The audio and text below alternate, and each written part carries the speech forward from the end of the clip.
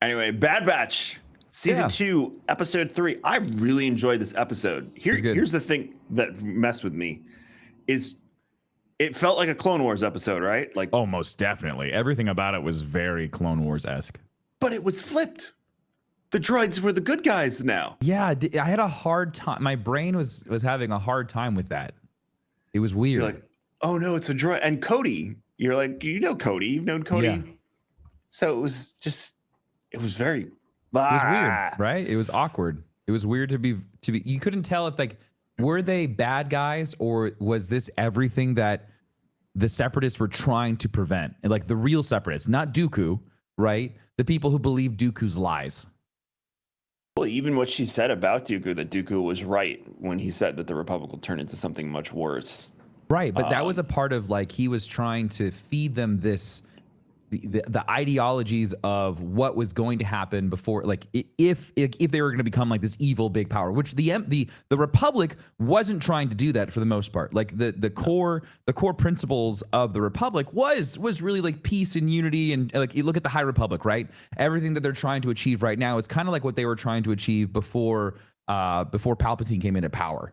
And so, like those ideologies, they were still trying to hold true. And then you have Dooku who came in and started feeding them lies of like what's going to happen if someone like Palpatine was to take over. But that's what was going to happen anyways. That's how they got them all riled up. Yeah, the political overtones of this one were super interesting because it showed us, we've gone through the Clone Wars now, and we've seen that side. Now you're seeing the other side post Empire, which was very interesting. Yeah. Because it's not something we've really seen a ton of. We've seen a little bit of it, especially in Rebels and whatnot. But it was super interesting. Like this was straight up separatist planet, and they were saying no. We told the Republic the same thing, and I thought it was very interesting that they put in there that she brought a peace agreement for the separatists and the Republic together, and Palpatine, when he was chancellor, was the one who said no. Obviously, we know why he would say no, but it's exposing the cracks, which is why Cody and even Crosshair is now having second thoughts about how this is all playing out. I think by the end of this, we'll have Crosshair with the Bad Batch, or he'll have this like redemption arc where he dies. Like he'll give himself as like the final moment of just like, go. And then he'll, gone. But like, I think Cody's going to end up with Rex at some point.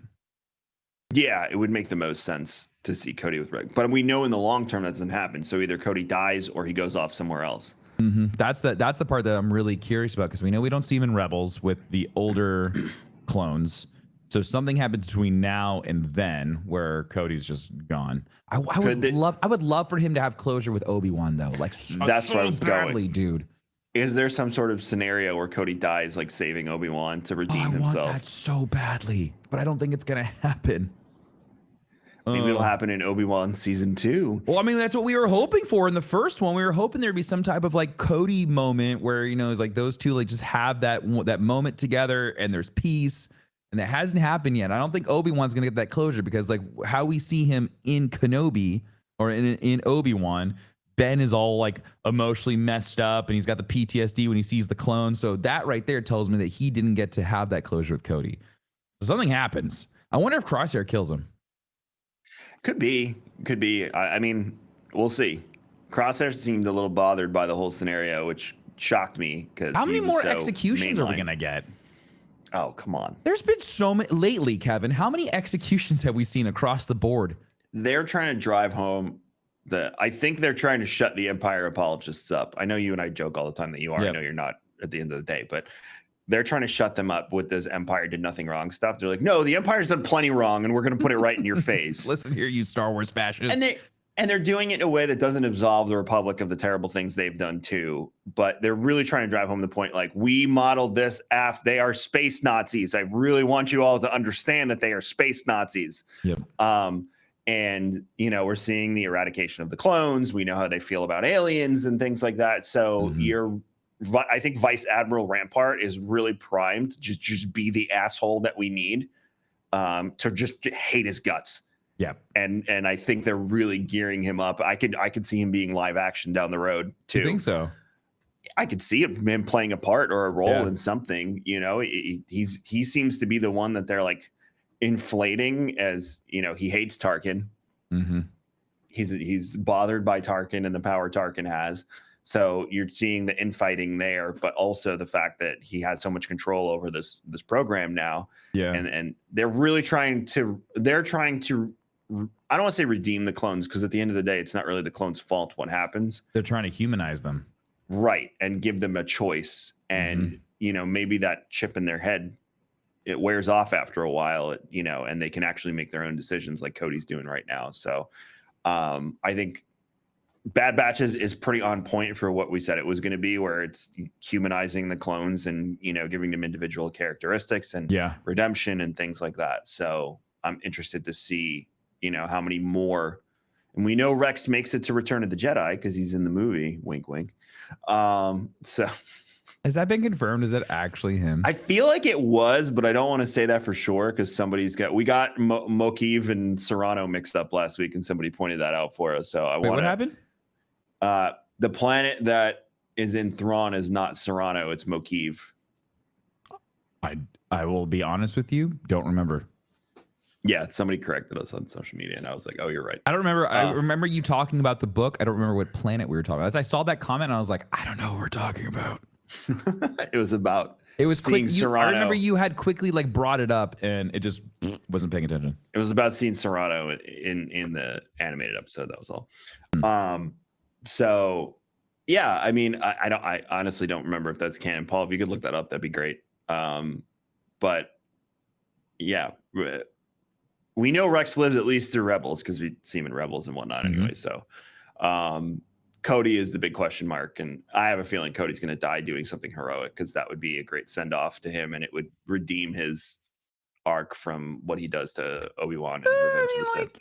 Does he really need redemption? We all know that he got brainwashed. They don't, but they want the clones to be a heroic part of the story. They want them to have their moments. Yeah. And we saw it with a few of the clones in Clone Wars that had crazy moments and then ended up dying. So I think now that they've died for the Republic, we can see them die for the Rebellion too, which would, I think it paints them in a great light because, now that their command has kind of degraded or whatever, I don't know what the terminology would be, but since that chip in their head is not functioning the way it was before, they can make their own decisions. And we see at heart, they are good people. Yeah, I thought it was really interesting too what the Vice Admiral had said to Crosshair. It was like all these clones that are surround you go AWOL. Just like, oh, like I wonder if he's questioning Crosshair. I'm sure I wonder if he thinks that Crosshair maybe is also a defector as well, or is trying to defect. Crosshair also seems very annoyed with his life. Yeah, well, did you hear the part where he was talking about how many rotations were you left on that, or how long are you on that? 32 rotations. Oh my God. On Camino by himself. He was there for an entire month on that platform. Yep. Oh my God. And we don't know how long a Camino day is. Like, how long is the actual rotation? And on top of it too, with that, like Crosshair's a fucking badass dude. He was probably fishing off the dock. Yeah, like they all are. Don't get me wrong. The other 4 are too, but Crosshair's a badass. Dude, the way he was throwing those reflective discs up the stairwell and just making trick shots. Cody's like, where do you want it? Throw it as far as you can. Throw it as far as you can. So good, dude. So good. Even before that, when he was coaxing the tank to aim right at him. Oh my God, I didn't think you could just fire down the barrel of a tank and you could blow up its charge. Like, that was wild. I mean, if you think about his blaster and how powerful that thing probably is, I could see that being legitimate. Of course, we're talking again universal. Well, it's a laser, so I mean, like metal, so it just bounces into the tube and it hits the and it's got to be a hefty charge, even if you're comparing it to IRL rounds.